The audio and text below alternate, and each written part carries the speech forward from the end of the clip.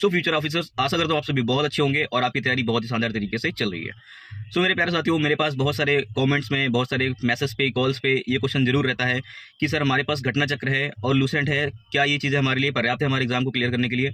सो मेरे प्यारे साथियों, आपको मैं एक चीज़ बता देता हूँ, नो डाउट घटना चक्र एक बहुत ही अच्छी किताब है, लूसेंट भी एक बहुत अच्छी किताब है। लेकिन दोस्तों, अब जो एग्जामिनर है थोड़ा वो आउट ऑफ वे जाकर के क्वेश्चन पूछने की कोशिश कर रहा है। हालांकि सिलेबस वही है, ठीक, लेकिन जो क्वेश्चन के फैक्ट हैं वो थोड़ा सा न्यू डालने की कोशिश कर रहा है। तो मेरे प्यारे साथियों, आपको यहाँ पे एक चीज जरूर करनी होगी, आपको घटना चक्र को थ्रूली देखना है, ठीक है, पूरा अच्छे से देखना है, 4 बार 5 बार जितना भी बार उसको पढ़ सके, ठीक है, नो डाउट बहुत अच्छा है। लेकिन दोस्तों, आपको साथ साथ में क्विज की बेसिक बुक्स जरूर चलानी है, किसी भी टॉपिक के ऊपर एक बेसिक अंडरस्टैंडिंग और ज्यादा बिल्ड करनी है, ठीक है। अब उतने में आपका काम नहीं चलने वाला है मेरे प्यारे साथियों। मेरा कहने का मतलब ये है, ठीक है, मैं आपको ना डरवा रहा हूँ, ना आपको मैं बता रहा हूँ, जो चीज़ मेरे लिए हेल्प करी है वो चीज़ मैं आपको बता रहा हूँ, ठीक है।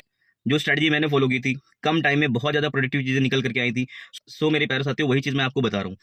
बता ये रहा हूँ कि आपको यहाँ पे जो एमसीक्यूज हैं, आप जैसे एमसीक्यूज देखते हैं, ठीक है।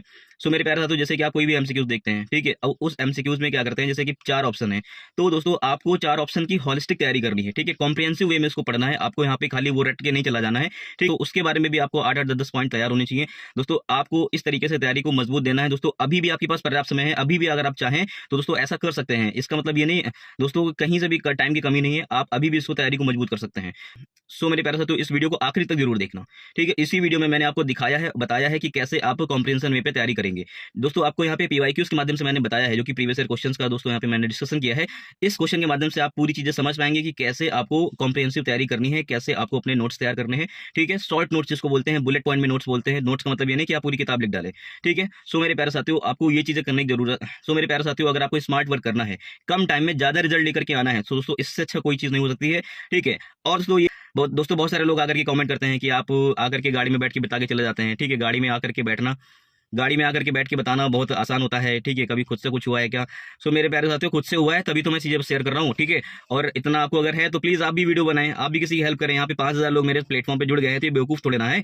300 लोग मेरे पेड ग्रुप में आ गए हैं, ये बेवकूफ थोड़े ना है। और जो पेड ग्रुप में लोगों ने ज्वाइन किया है दोस्तों, मैं उनको बता दूं, वो ऑलरेडी वर्किंग है, ठीक है। वो अच्छी अच्छी पोस्टों पर वर्क कर रहे हैं, वो और ग्रेड अच्छा करना चाहते हैं, इस वजह से उन्होंने मुझे ज्वाइन किया है। आपको ज्ञान हो तो प्लीज आप भी इस तरह का कंटेंट चालू करें, ठीक है, ठीक है। सो इस वीडियो को आज आखिरी तक जरूर देखें, और जब पेपर देके आएंगे, पहले आप पेपर कर लो, पेपर कर लो, पेपर देके आएंगे तब आप हमें बताएंगे कि सर आपने जो चीज दी थी वो एकदम पेनेसे की तरह काम कर गई, रामबाण की तरह काम कर गई, और दोस्तों आपका सिलेक्शन इंश्योर करेगी डेफिनेटली, नो डाउट। क्योंकि दोस्तों है क्या, यहाँ पे कोई चीज छूट नहीं रही आपकी, सिलेबस का एक एक पॉइंट क्वेश्चन के माध्यम से कवर हो रहा है, ठीक है। आप इस चीज को समझने की कोशिश करें। सो चलिए वीडियो को कंटिन्यू देखिए। Hello everybody, this is me Altamas Mansoori and you are watching educator Altamas 2.0। So future officers, आशा करता हूँ आप सभी बहुत अच्छे होंगे और आपकी तैयारी बहुत ही शानदार तरीके से चल रही है। सो फ्यूचर ऑफिसर, जैसे कि आपने यूपी पीसीएस के प्री के लास्ट एग्जाम को देखा ही होगा कि पेपर का जो पैटर्न था वो क्या था और पेपर को कैसे चेंज किया गया दोस्तों, कितना डाइवर्सिफाई होता जा रहा है दोस्तों। तो आपको आपकी पढ़ाई में भी डाइवर्सिफिकेशन बहुत ज़्यादा जरूरी है। सो फ्यूचर ऑफिसर्स, आपको थोड़ा सा डीप में जाकर के एनालिसिस करना होगा, डीप में जाकर के पढ़ना होगा। बहुत सारे लोग हैं इन बातों को हल्के में ले रहे हैं कि हाँ डीप स्टडी से नहीं होगा, मैं तो फैक्ट रट करके काम कर लूंगी या फिर कर लूंगा। सो फ्यूचर ऑफिसर्स, आप पेपर देके आएंगे, आपको खुद एहसास हो जाएगा कि क्या हुआ आपके साथ। पेपर आपको सरप्राइज करेगा, तो दोस्तों आप उस चीज़ के लिए पहले से रेडी रहें। आपको यहाँ पे एक नोशंस मिल चुका है, पहले ही मिल चुका है। सो आप दोस्तों चांस नहीं ले सकते हैं, क्योंकि दोस्तों ये गोल्डन अपॉर्चुनिटी है, बार बार दोस्तों मौके नहीं मिलते हैं। तो आपके पास जो बचा हुआ समय है वो पर्याप्त समय है। सो दोस्तों आप अपनी स्ट्रैटेजी को बदलें, अपने तरीकों को बदल लें दोस्तों। फैक्ट रटना जरूरी है, मैं नहीं कहता हूं कि फैक्ट को नहीं रटना चाहिए, बिल्कुल करना चाहिए। बगैर कॉन्सेप्ट के आप पेपर नहीं निकाल सकते दोस्तों, ये भी एक मुख्य बात है, आप उसको अपने दिमाग में रखेंगे। नहीं तो दोस्तों ये होगा कि आप सरप्राइज हो जाएंगे कि पेपर कहाँ से आ गया, कौन सी दुनिया से पूछ दिया गया। दोस्तों पेपर हमेशा सिलेबस से आता है, लेकिन दोस्तों आपकी हाफ इन्फॉर्मेशन होने की वजह से, सिलेबस कंप्लीट ना हो पाने की वजह से दोस्तों ऐसा होता है। सो फ्यूचर ऑफिसर्स, इस चीज़ को आप दिमाग में रखेंगे। तो कि आप हमारे यूट्यूब चैनल पर सीरीज देख ही रहे हैं कि आपको यहाँ पे किस टाइप के क्वेश्चन को डिस्कस किया जा रहा है, कैसे आपको नया नया एक्सपोजर दिया जा रहा है। सो दोस्तों उसी क्रम में दोस्तों यहाँ पे एक वीडियो है जो कि यहाँ पे क्वेश्चन नंबर 18 डिस्कस कर रहे हैं। कितना है? क्वेश्चन नंबर 18 है। आप दोस्तों इसमें नोटिस करेंगे कि निम्नलिखित में से कौन सा नेशनल पार्क पूर्णतः मतलब कंप्लीटली, एक वर्ड आ गया है एक्सट्रीम है, ठीक है, इस चीज को आप ध्यान देंगे दोस्तों। कह रखा कि पूर्णतः शीतोष्ण अल्पाइन कटिबंधी, ठीक है, क्या शीतोष्ण अल्पाइन कटिबंधी में स्थित है, ठीक। अब यहाँ पे ध्यान देंगे, पहला ऑप्शन दे रखा है कि Manas national park, Namdapha national park, तीसरा नेओरा घाटी नेशनल पार्क, चौथा क्या रखा कि फूलों की घाटी नेशनल पार्क। दोस्तों आपको लग रहा है कि क्वेश्चन किससे पूछा गया है, नेशनल पार्क से पूछा गया है, लेकिन दोस्तों आप एक बार जरा यहाँ पे नजर डालें कि पूर्णतः शीतोष्ण अल्पाइन कटिबंध में स्थित है। दोस्तों आप लोगों ने रट रखा होगा कि ये मानस नेशनल पार्क यहाँ का है, नामदफा यहाँ का है, नेओरा यहाँ का है, फूलों की घाटी का नेशनल पार्क यहाँ पे है। आपको दोस्तों फैक्ट पता होगा, लेकिन अब देखो यहाँ पे क्वेश्चन क्या किया है, आपको कॉन्सेप्ट में फंसाने की कोशिश की है। पूर्णतः शीतोष्ण अल्पाइन कटिबंध में स्थित है। सो फ्यूचर ऑफिसर इस टाइप के क्वेश्चंस को टैकल करने के लिए आपको कॉन्सेप्चुअल क्लैरिटी होना बहुत जरूरी है। तो चलिए दोस्तों आपको यहाँ पे कॉन्सेप्ट के ऊपर बात कर लेते हैं, ठीक है। उसके बाद इस क्वेश्चन को टैकल करने की कोशिश करेंगे, then you will get to know that's how should you have to be tackle this question. Future officers आपको मैंने ज्योग्राफी के एक सेक्शन में पहले ही बताया है कि सपोज कीजिए कि जैसे कि अर्थ है, ठीक है, ये इसका क्या हो गया, नॉर्थ रीजन हो गया, नॉर्थ पोल हो गया, ये साउथ पोल हो गया, और दोस्तों ये क्या है, 0 डिग्री है, इक्वेटर है, ठीक है। दोस्तों इसके ऊपर क्या है, यहाँ पे 23.5 डिग्री, क्या 23.5 डिग्री दोस्तों ये क्या है, नॉर्थ है, जिसको हम लोग ट्रॉपिक ऑफ कैंसर बोलते हैं, ठीक है, कर्क रेखा बोलते हैं। अब दोस्तों ये क्या है, 23.5 डिग्री, ठीक है। यहाँ पे क्या है, ये साउथ है, क्या है, साउथ है, जो कि दोस्तों ये क्या है, लैटिट्यूडनल लाइन्स है। दोस्तों ये क्या है, ये अक्षांशीय रेखाएं हैं दोस्तों, यहाँ पे जो कि काल्पनिक रेखाएं होती हैं। सो फ्यूचर ऑफिसर्स आप यहाँ पे देखेंगे कि ये जो 23.5 डिग्री नॉर्थ और 23.5 डिग्री साउथ, इसके बीच का जो क्षेत्र आ जाता है दोस्तों, ये क्या हो जाता है, उष्णकटिबंधीय क्षेत्रफल कहलाता है, ट्रॉपिकल रीजन कहलाता है। क्या कहलाता है, ट्रॉपिकल रीजन कहलाता है। क्या कहलाता है, ट्रॉपिकल रीजन कहलाता है। इसको हम लोग लिख सकते हैं उष्णकटिबंधीय, क्या लिख सकते हैं, उष्ण कटिबंधीय क्षेत्र बोलते हैं, ठीक है। उसके ऊपर दोस्तों आप देखेंगे ये जो 23.5 डिग्री के ऊपर का जो रीजन है, इसको हम लोग बोलेंगे उपोष्ण कटिबंधीय। क्या बोलेंगे दोस्तों, उपोष्ण कटिबंधी,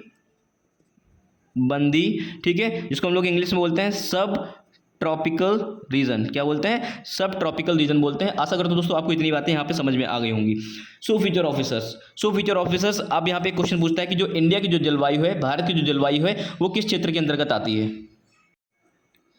सो फ्यूचर ऑफिसर्स यहाँ पे क्वेश्चन ये आ जाता है कि जो इंडिया की जलवायु है वो कहाँ पे आ जाती है। तो आप यहाँ पे देखेंगे कि जैसे कि यहाँ पे क्या है, ये पृथ्वी हो गई, ये नॉर्थ हो गया, ये साउथ हो गया, ये दोस्तों यहाँ पे 0 डिग्री इक्वेटर हो गई, और ये दोस्तों क्या हो गया, ट्रॉपिक ऑफ कैंसर हो गई, कर्क रेखा हो गई। अब आप देखते हैं कि जो ट्रॉपिक ऑफ कैंसर है, कर्क रेखा है, भारत के 8 राज्यों से होकर के गुजरती है। कहाँ से गुजरती है, भारत के 8 राज्यों से होकर के गुजरती है। दोस्तों आपको ये भी फैक्ट पता है। फिर दोस्तों आप यहाँ पे नोटिस करेंगे कि आप देखेंगे कि जो कर्क रेखा के ऊपर का जो रीजन है वो सब ट्रॉपिकल रीजन में आ रहा है, उपोष्ण कटिबंधीय क्षेत्र में आ रहा है। तो दोस्तों अगर हम यहाँ पे भारत का थोड़ा सा नक्शा ड्रॉ करने की कोशिश करें, ठीक है, चलिए नक्शा छोड़ते हैं, ठीक है, यहाँ पे डायरेक्ट नक्शा ही ले लेते हैं। आप यहाँ पे देखेंगे ये जो कर्क रेखा गुजरी है, ये क्या है, जो कर्क रेखा गुजरी है, जिसको हम लोग बोलते हैं 23.5 डिग्री। दोस्तों यहाँ पे यहाँ देखेंगे ट्रॉपिक ऑफ कैंसर रेखा है, ठीक है। ये भारत के कितने राज्यों से होकर के गुजरी है, 8 राज्यों से होकर गुजरी है, ठीक है। अब यहाँ पे देखेंगे कि इसके जो नीचे का रीजन है, ठीक है, मैंने अभी आपको बताया कि जो 23.5 डिग्री की जो नीचे का क्षेत्र आएगा वो कैसा होगा, ट्रॉपिकल रीजन होगा। कैसा होगा, ट्रॉपिकल रीजन होगा। लेकिन दोस्तों ऊपर का क्या हो जाएगा, सब ट्रॉपिकल रीजन होगा। लेकिन दोस्तों ऑलमोस्ट आप देखते हैं, आपने पढ़ा होगा कि भारत की जो जलवायु है, जो क्लाइमेट है, वो उष्ण कटिबंधीय क्षेत्रफल है, मतलब ट्रॉपिकल रीजन है, ठीक है। उपोष्ण कटिबंधीय क्षेत्रफल दोस्तों कहने ऑफिशियली अगर हम बात करें दोस्तों, अगर हम ऑफिशियली बात करें तो कह सकते हैं कि सब ट्रॉपिकल रीजन है। बट दोस्तों अगर हम लोग वास्तविकता में बात करें तो दोस्तों यहाँ पे क्या है, ट्रॉपिकल रीजन ही देखने को मिलता है। क्यों देखने को मिलता है दोस्तों, हमें पता है कि जो दोस्तों हमें पता है यहाँ पे क्या है, माउंटेन रेंजेस हैं, ठीक है। दोस्तों हमारे यहाँ पे हिमालय खड़ा हुआ है। तो दोस्तों हिमालय क्या करता है, ऊपर से आने वाली जो सर्द हवाएं हैं, ठीक है, ऊपर से जो आने वाली ठंडी हवाएं हैं दोस्तों, उनको क्या कर लेता है, रोक लेता है। क्या कर लेता है, ऊपर से आने वाली ठंडी हवाओं को रोक लेता है। तो दोस्तों यहाँ का जो क्लाइमेट है, जो दोस्तों यहाँ से जो टेम्परेचर है दोस्तों, ये जो यहाँ से ऊपर की तरफ नॉर्थ इंडिया की तरफ जाता है दोस्तों, तो दोस्तों होता क्या है कि ये ऊपर ना जाकर के दोस्तों ये यहीं से रिटर्न मार जाता है, ठीक है, यहीं से क्या होता है, रिटर्न मार जाता है।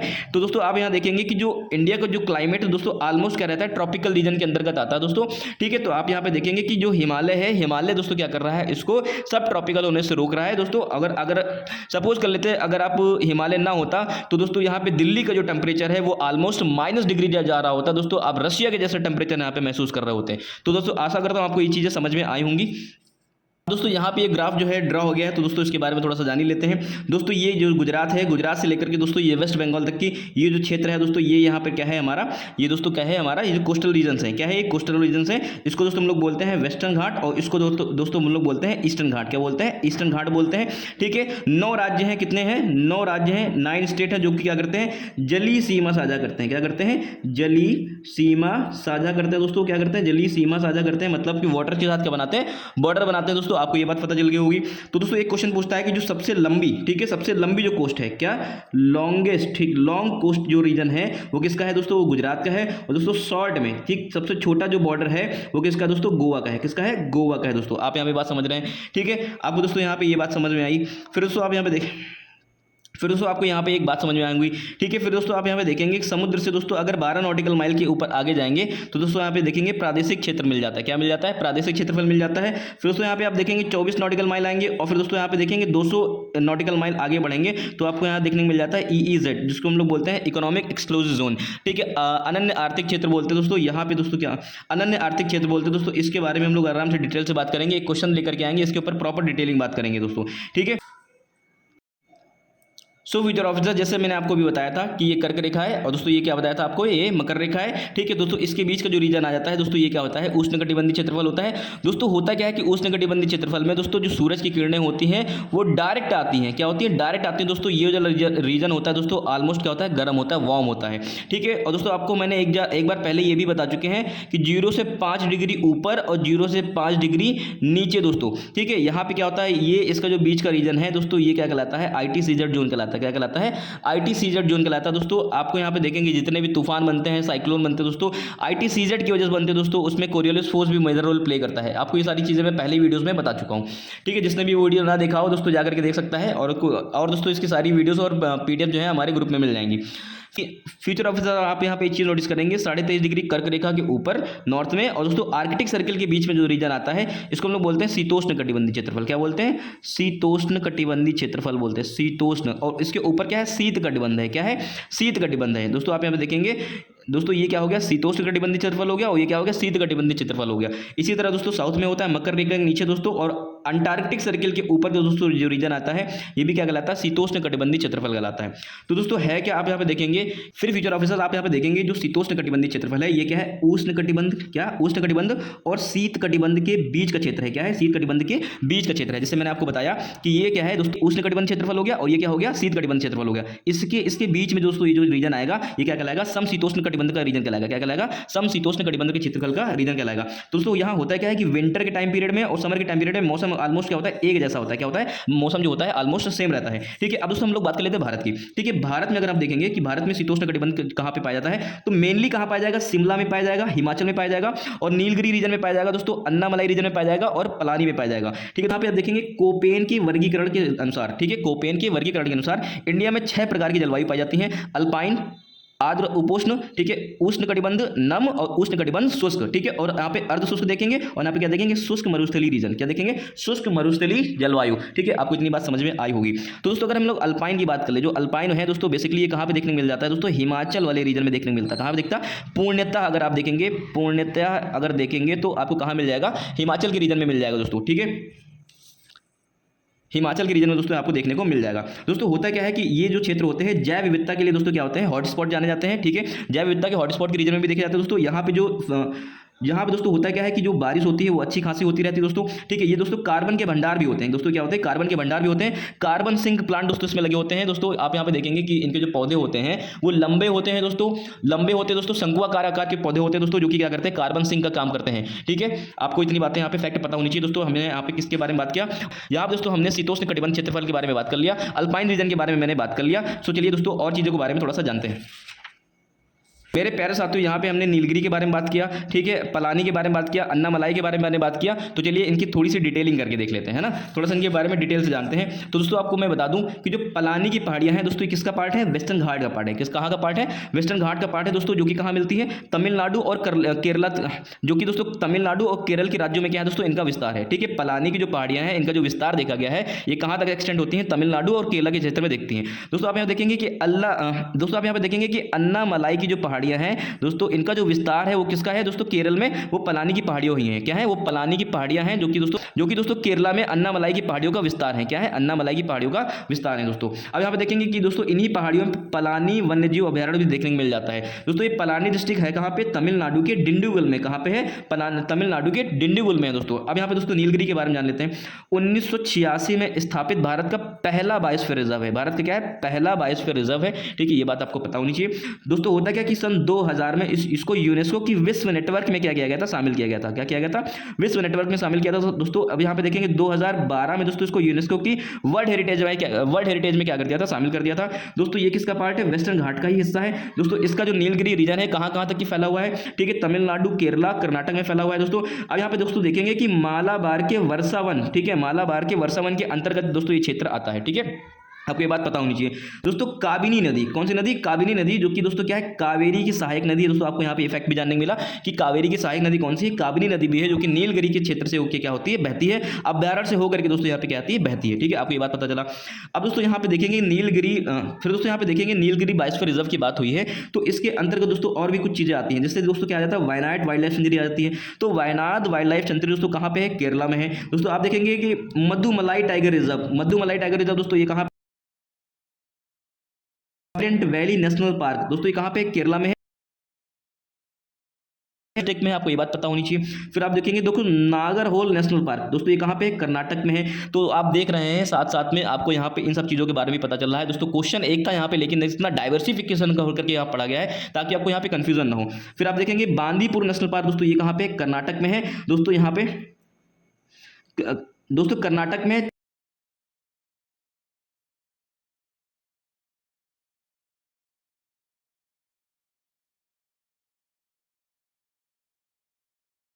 फिर मेरे प्यारे साथियों ऑप्शन में नेओरा नेशनल पार्क भी था। क्या था यहाँ पे, नेओरा नेशनल पार्क भी था दोस्तों। कहाँ पे है ये, वेस्टर्न बंगाल में दोस्तों। ये कहाँ पे है, वेस्ट बंगाल में है दोस्तों, जो कि क्या है, हिमालय की राजसी पहाड़ियों पर बना हुआ है।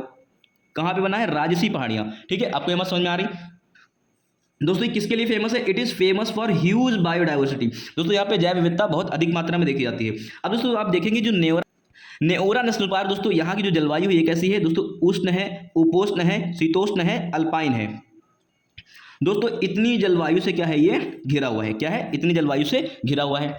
अब दोस्तों यहाँ पे एक चीज और नोटिस करेंगे, कैसरे हिंद और कृष्ण मोर, क्या कृष्ण मोर तितलियां भी दोस्तों यहाँ पे, ये क्या है, तितलियों की प्रजाति दोस्तों यहाँ पे पाई जाती हैं।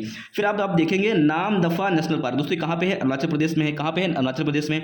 उष्ण और उपोष्ण कटिबंधीय क्षेत्र दोस्तों यहाँ पे पाया जाता है दोस्तों। हम लोग यहाँ पे ट्रॉपिकल बोलते हैं और उपोष्ण को क्या बोलते हैं, सब ट्रॉपिकल बोलते हैं। ठीक है, अब दोस्तों अरुणाचल प्रदेश की बात आई गई तो दोस्तों यहाँ पे एक और नेशनल पार्क है जिसको हम लोग बोलते हैं माउलिंग नेशनल पार्क बोलते हैं। क्या बोलते हैं, माउलिंग नेशनल पार्क बोलते हैं दोस्तों। फिर यहाँ पे क्या है, बायोस्फीयर रिजर्व भी होता है। फिर दोस्तों आप यहाँ पे बायोस्फीयर रिजर्व भी देखेंगे, जो कि क्या है, देहांग और दिबांग बायोस्फीयर रिजर्व दोस्तों। कहाँ पे है ये, अरुणाचल प्रदेश में है, देहांग और दिबांग बायोस्फीयर रिजर्व। ठीक है, अब यहाँ पे ये चीज देख लिया। अब दोस्तों अरुणाचल प्रदेश की बात चली रही तो यहाँ पे एक टाइगर रिजर्व भी, जिसको हम लोग बोलते हैं पखुई टाइगर रिजर्व या फिर पक्के टाइगर रिजर्व के नाम से भी जानते हैं दोस्तों। आपको यहाँ पे अरुणाचल प्रदेश के बारे में जो नेशनल पार्क है, टाइगर रिजर्व है, बायोस्फीयर रिजर्व है, ये भी चीज दोस्तों आपको यहाँ पे पर्टिकुलर पता चल गई है। फिर मेरे प्यारे साथियों मानस नेशनल पार्क की बात हुई थी। मानस नेशनल पार्क की बात हुई थी दोस्तों। आप यहाँ पे देखेंगे ये असम का रीजन है, ये क्या है, असम का क्षेत्र है दोस्तों। ठीक है दोस्तों, ये असम का क्षेत्र है दोस्तों। आप यहाँ पे मैप में देखेंगे तो आप यहाँ पे देखेंगे, यहाँ पे रायमोना नेशनल पार्क है, मानस नेशनल पार्क है, औरंग नेशनल पार्क है, डिब्रू साइखोवा नेशनल पार्क है, ठीक है, नामेरी नेशनल पार्क है, काजीरंगा नेशनल पार्क है, तो दिहांग पटकाई नेशनल पार्क है। तो आप यहाँ पे देख रहे हैं दोस्तों 7 नेशनल पार्क हैं। क्या है, यहाँ पे 7 नेशनल पार्क है दोस्तों। आपको यहाँ पे असम का रीजन पता होना चाहिए। ठीक है, असम फेमस है दोस्तों। यहाँ पे 7 नेशनल पार्क आपको देखने को मिल रहे हैं। ठीक है, फिर से देखेंगे रायमोना, इनको क्रम से याद कर लो, रायमोना है, मानस है, पहला रायमोना हो गया, दूसरा मानस हो गया, तीसरा यहाँ पे औरंग हो गया, चौथा यहाँ पे दोस्तों यहाँ पे क्या हो गया, डिब्रू साइखोवा हो गया। ठीक है, चौथा दोस्तों यहाँ पे नामेरी हो गया, पांचवा हो गया डिब्रू साइखोवा। ठीक है, क्रम से देखेंगे। और छठा दोस्तों यहाँ पे क्या हो जाएगा, यहाँ पे छठा दोस्तों क्या हो जाएगा, यहाँ पे दिहांग पटकाई हो जाएगा। ठीक है, और फिर दोस्तों 7वां कौन सा हो जाएगा, यहाँ पे काजीरंगा हो जाएगा। क्या हो जाएगा, काजीरंगा हो जाएगा। इनको हमने यहाँ पे, ठीक है, ज्योग्राफिकल रीजन के हिसाब से यहाँ पे नंबरिंग की है दोस्तों। यहाँ पे इनको गठन के हिसाब से नंबरिंग नहीं हुई है। ठीक है, कंफ्यूज मत होना यहाँ पे। ठीक है, अब दोस्तों यहाँ पे देखेंगे, फिर दोस्तों आप यहाँ पे देखेंगे, फिर दोस्तों आप यहाँ देखेंगे ये जो रीजन है उत्तराखंड के रीजन है दोस्तों, ये वैली ऑफ फ्लावर, क्या वैली ऑफ फ्लावर दोस्तों यहाँ पे है चमोली डिस्ट्रिक्ट में दोस्तों। कहाँ पे, चमोली डिस्ट्रिक्ट में, जो कि दोस्तों वेस्टर्न हिमालय का पार्ट है। किसका पार्ट है, वेस्टर्न हिमालय का पार्ट है दोस्तों। आपको यहाँ पे चीजें याद हो गई होंगी कि वैली ऑफ फ्लावर कहाँ पे है, उत्तराखंड में है, चमोली डिस्ट्रिक्ट में है, वेस्टर्न हिमालय का पार्ट है दोस्तों। असम के नेशनल पार्क भी आपको याद हो गए होंगे। आप मेरे साथ एक बार फिर से बोलेंगे, रायमोना, ठीक है, बोलिए, रायमोना, मानस, औरंग, डिब्रू साइखोवा, दिहांग पटकाई, डिब्रू साइखोवा, दिहांग पटकाई, काजीरंगा, नामेरी दोस्तों। आप मेरे साथ फिर से बोलेंगे इसको। ठीक है, Raimona, Manas, Aurang national park, Raimona, Manas national park, Aurang national park, Nameri national park, Dibru Saikhowa national park, Kaziranga national park और दिहांग पटकाई दोस्तों, दिहांग पटकाई नेशनल पार्क। ठीक है, फिर से आप देखेंगे Raimona national park, Manas national park, Aurang national park, Nameri national park, Dibru Saikhowa national park, Kaziranga national park, Dehing Patkai national park. ठीक है, आपको ये चीजें यहाँ पे क्या हो गई, लर्न हो गई हैं। ठीक है, आप यहाँ पे देखेंगे वीडियो में ही आपने क्या कर लिया है, लर्न कर लिया है। सो दोस्तों आई होप आपको ये चीजें सब समझ में आई होंगी। तो चलिए दोस्तों यहाँ पे क्वेश्चन के बारे में फिर से डिस्कस करते हैं। अब ऑफिसर्स अब यहाँ पे देखेंगे पूर्णतः शीतोष्ण अल्पाइन कटिबंध में स्थित है। तो दोस्तों आपको मैंने बताया था, सो मेरे प्यारे साथियों, जैसे आपको मैंने बताया था न्योरा घाटी नेशनल पार्क जो कि कहाँ पे है, वेस्ट बंगाल में है। आपको मैंने बताया था यहाँ पे उष्णकटिबंधीय, उपोष्णकटिबंधीय, शीतोष्णकटिबंधीय और अल्पाइन क्षेत्र चारों ही आते हैं। सो मेरे प्यारे साथियों, तो यहाँ पे पूछा है पूर्णतः, लेकिन यहाँ पे तो सभी कुछ आ रहा है, पूर्णतः ये तो नहीं होगा। नामदफा नेशनल पार्क दोस्तों, ठीक है, नामदफा नेशनल पार्क दोस्तों, मानस नेशनल पार्क मैंने आपको कहाँ बताया, ये आसाम में बताया, कहाँ बताया, आसाम में बताया दोस्तों, ठीक है। फूलों की घाटी valley of flower national park दोस्तों, ये कहाँ पे है, ये उत्तराखंड में है दोस्तों। आपको मैंने बताया ये क्या है, कंप्लीट है दोस्तों, क्या है ये, पूर्ण रूप से दोस्तों अल्पाइन रीजन में आ जाती है। कहाँ पे आ जाती है, पूर्ण रूप से अल्पाइन रीजन में आती है दोस्तों। ऑप्शन नंबर क्या हो जाएगा इसका, डी करेक्ट हो जाएगा, क्या हो जाएगा। और नामदफा नेशनल पार्क दोस्तों कहाँ पे है, ये अरुणाचल प्रदेश में, कहाँ पे है, अरुणाचल प्रदेश में, आप इसको याद रखेंगे। सो मेरे प्यारे साथियों, आपने इस वीडियो से यहाँ पे क्या क्या समझा, आपने देखा होगा कि नेशनल पार्क कहाँ पे हैं, बायोस्फीयर रिजर्व के बारे में देखा होगा आपने दोस्तों, नीलगिरी बायोस्फीयर रिजर्व के बारे में समझा आपने दोस्तों। यहाँ पे बहुत सारे फैक्ट देख लिए दोस्तों। आप दोस्तों एक चीज़ सोच के देखिए, अगर आप दोस्तों इतनी चीज़ें अगर एक जगह इकट्ठा करके पढ़ने की कोशिश करते हैं तो क्या आपको मिल जाती, नहीं मिलती। लेकिन आपने यहाँ पे एक चीज़ नोटिस की होगी कि आपने जब इन क्वेश्चंस के माध्यम से ये सारी चीज़ें कवर करने की कोशिश की तो एक वीडियो, एक क्वेश्चन आपकी इतने फैक्ट कवर कर रहा है। आप दोस्तों इसी तरीके से अपनी पढ़ाई को जारी रखिए। इस तरीके जब आप काम करेंगे, इस तरीके से रिसोर्सेज जुटाएंगे, सो मेरे प्यारे साथियों आपकी जर्नी बहुत आसान हो जाएगी। जो टॉपर्स होते हैं they always follow this road map. Programme चला रहे हैं जिसको हम लोग बोलते हैं पेड ग्रुप, ठीक है। यहाँ पे पेड ग्रुप करके यहाँ पे एक प्रोग्राम चल रहा है जिसकी दोस्तों मंथली फीस कितनी है, 150 रुपये है दोस्तों। पेपर तक की जो हमारा समय है दोस्तों वो 3 महीने का समय है, ठीक है दोस्तों। यहाँ पे हम लोग 500 रुपये उसका क्या कर रहे हैं, चार्ज कर रहे हैं दोस्तों, ठीक है। उसके माध्यम से दोस्तों हम आपको क्या करा रहे हैं, 100 क्वेश्चन का रेगुलर क्या होता है, यहाँ पे रेगुलर, ठीक है, क्विज कराया जा रहा है, क्या कराया जा रहा है, रेगुलर क्विज कराया जा रहा है दोस्तों, ठीक है। यहाँ पे घटना चक्र का जितना भी आपको ये पीडीएफ है, ठीक है, क्योंकि आपको पता है आपको नोट्स बनाने का टाइम नहीं मिला या फिर दोस्तों आपके बने भी होंगे तो उतने सफिशिएंट नहीं होंगे दोस्तों। यहाँ पे हम लोगों ने एक एक पहलू को टच किया दोस्तों, हर एक टॉपिक को, तो यहाँ पे कुछ पन्ने में उतार करके लाने की कोशिश की है, ठीक है। तो आपको सारे घटना चक्र के यहाँ पे क्या मिल जाते हैं, नोट्स मिल जाते हैं दोस्तों। और जो हम लोग यहाँ पे रिकॉर्डेड लेक्चर दे रहे हैं, ठीक है, रिकॉर्डेड लेक्चर दे रहे हैं दोस्तों, कितना होता है, 15 से 20 मिनट का होता है दोस्तों। इस 15 से 20 मिनट में दोस्तों आपने देखना कितनी हॉलिस्टिकली यहाँ पे कितनी चीज़ों को कितनी हॉलिस्टिकली दोस्तों किसी भी टॉपिक को यहाँ पे हम लोग क्या कर रहे हैं, खत्म कर रहे हैं, ठीक है। मतलब एक वीडियो के माध्यम से 10 से 15 मिनट में यहाँ पे एक दो चैप्टर खत्म करने की कोशिश कर रहे हैं, ठीक है दोस्तों ये भी कर रहे हैं दोस्तों। आपको यहाँ पे हमें पता है कि जो करंट अफेयर है दोस्तों, अब लोग बहुत ज़्यादा कंफ्यूज होंगे कि हमें कितना पढ़ना है, कितना छोड़ना है दोस्तों। करंट अफेयर को भी दोस्तों यहाँ पे हम आपको यहाँ पे चीज़ें सारी प्रोवाइड करा रहे हैं। सो मेरे प्यारे साथियों, जो पेड ग्रुप है दोस्तों बहुत ज़्यादा एफिशिएंटली है दोस्तों।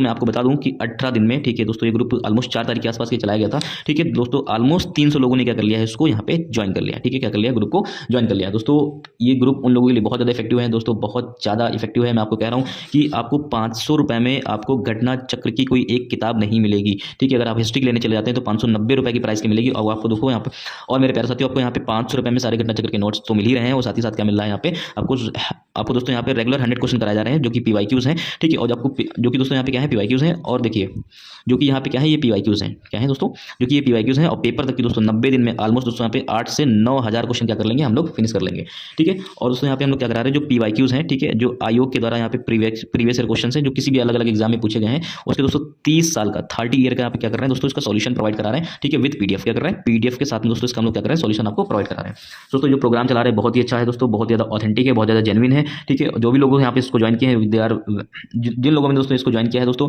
वो लोग बहुत ज़्यादा सीनियर्स हैं और बहुत ही अच्छी पोस्ट पे ऑलरेडी वो वर्किंग है दोस्तों। उन लोगों ने इनको ज्वाइन किया है, तो इसका मतलब क्या है कि दोस्तों सच में आपने खुद देखा होगा कि बहुत ही ज़्यादा ऑथेंटिक और जेन्युइन काम चल रहा है, ठीक है। सो मेरे प्यारे साथियों, आप आएँ और आपको लगेगा कि आपने 500 रुपये में ऑलमोस्ट 5000 रुपये से ज़्यादा की कंटेंट यहाँ पे ले लिया है दोस्तों। बहुत ज़्यादा टू द पॉइंट होगा, आपको अननेसेसरी चीज़ें यहाँ पे कोई चीज़ नहीं कराई जाएगी जो आपको बोरिंग कर दे, आपको यहाँ पे इंटरेस्टिंग ना लगे दोस्तों। यहाँ पे आपको एक वीडियो के माध्यम से सब कुछ तैयार हो जाएगा, ठीक, जो कि 15 से 20 मिनट लगेगा। सो दोस्तों जल्दी मिलते हैं आपको नेक्स्ट वीडियो में। Thank you so much for watching this video.